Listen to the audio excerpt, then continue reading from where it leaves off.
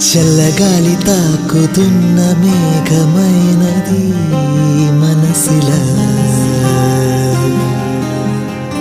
నేలకేసి జారుతున్న జల్లు అయినది వయసిలా ఎందుకంట ఇంతదగా నిన్న మొన్న లేదు కదా